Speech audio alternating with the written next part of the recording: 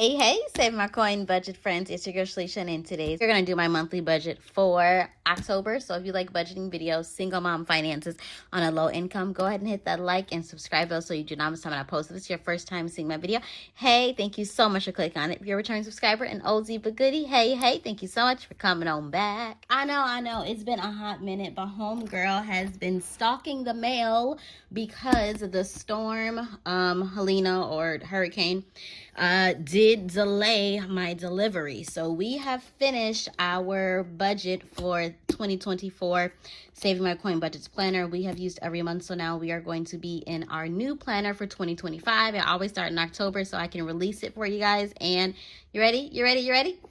Here we are.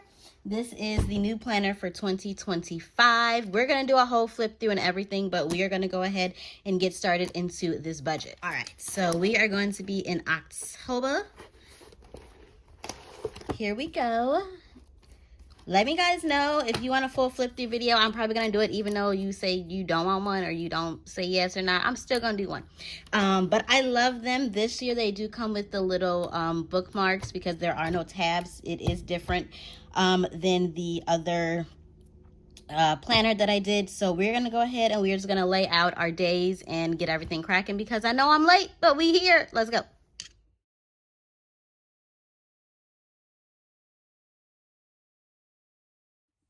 All right, so we went ahead and laid out all of our bills on the day that they are due. I do the budget by paycheck method, so I budget on the day that I get paid through the day before of my next paycheck. League budget, so making sure that the money that I have coming in is going to cover all of my bills for the month. So now that we have done our calendar layout, we're now going to move to the October monthly budget. Everything flows the way that your budget goes. So from the monthly calendar, you go to the monthly budget and then your first paycheck budget. So we are going to go ahead and get it cracking. So for this month, I have a paycheck on 10/11, and then the next paycheck is going to be on 10/25. For my bills, I only rely on my income. I do not do business income. If I receive anything from my daughter, I do not include any of that because it's not guaranteed. I only budget my bills that I work my 40 hours a week for to pay my bills. Nobody else. So I'm just going to do full-time here because this is my full-time income.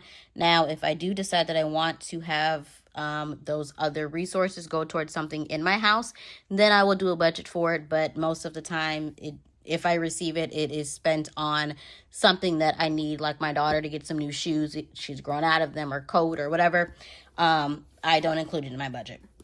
So then I'm going to budget $1,400 for each one of these paychecks. So that's going to be a total of $2,800. Now we go down to our fixed expenses. These are amounts that stay the same every month. They do not change from month to month. So first is going to be my tithe. And based off this amount, it is $280. Next is my mortgage. And that is $1,100. I do split that up between my two paychecks, but we will talk about that in my paycheck budget. Next is my HOA, which is my homeowners association, and that is $75. And then we have the first one that's going to be listed here for bills is going to be Ulta, which Ulta is a variable expense because that changes from month to month. So I'm going to go ahead and just put down the minimum because I don't know how much the bill is going to be. Next is going to be internet, which my internet did go up. It is now $15 instead of $10. And then we have Target credit card. I'm just going to do the minimum again of $28. If I have more money than I'm able to put towards it, then I definitely will. Next is Walmart, and Walmart is my credit card as well. And that one, I'm actually going to put the payoff amount. It's like $68. I'm just going to budget $69. We have Capital One, which is another credit card, and ComEd. So we have Capital One here and ComEd. ComEd fluctuates. Some days I have to have my heat on. Some days it's cool and I don't have to have it on at all. So we have ComEd, and I'm gonna budget $130. And then for Capital One, I'm just gonna budget the $28, which is the minimum. Next is State Farm, which is a fixed expense. It stays the same every month. And that is $148. And that is all the adult insurances. We have my phone bill. And that's pretty consistent. That one is $132. I definitely need something lower once I stop paying for this phone. Next is going to be my NICOR, and then we have Discover credit cards. So NICOR is a variable as well because it changes. I'm going to budget $100. And then we have Discover credit card. And I'm going to budget my Discover credit card as being $30 as well. So we're going to go ahead and tally up how much our fixed and variable expenses are so we can get into my cash envelopes, which is where I have my personal spending, my daughter's, gas for my vehicle, as well as eating out, groceries, and household items. And those I use my cash envelopes for. So we're going to go ahead and calculate to see what we have left.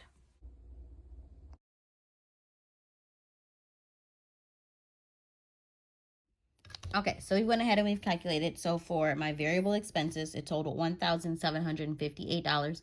We had remaining $1,050. We went ahead and totaled up my variable expenses, and that was $415. So now we're going to see how much we can put into those cash envelopes as well as my sinking funds. I don't know why this calculator does not like me, but... All right, so we have $635 that we can put into our cash envelopes. So what I'm going to do is for my cash envelopes, since this is monthly, I'm going to budget $500 to put into my cash envelopes for the month.